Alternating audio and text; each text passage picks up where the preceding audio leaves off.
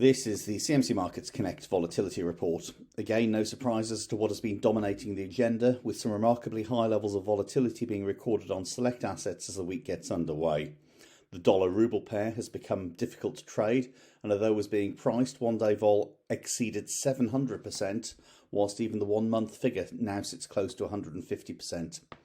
Attention elsewhere remained focused on those key Eastern European currencies, with risk aversion having driven some big moves at the start of the week. There's an air of Groundhog Day in terms of single stock CFDs too, with Evraz posting one-day vol of almost 400%, whilst the print for Polymetal exceeded 950% off the back of those announced sanctions.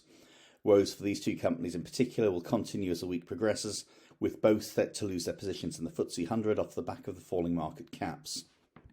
Looking at indices, it's the European constituents which remain universally the most active, with the Poland 20 topping the board, printing 88% on the day against 50% on the month, but even the DAX saw elevated price action, almost hitting 66% on the daily reading. We can break away from the Russia-Ukraine situation now, with commodities seeing price action for OJ elevated.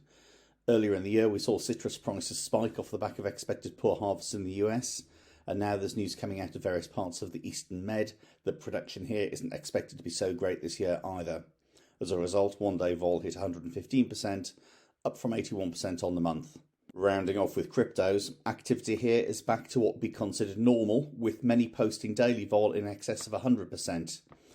Most notable were Uniswap at 124% versus 93% on the month, and Internet Computer at 132% versus 94%.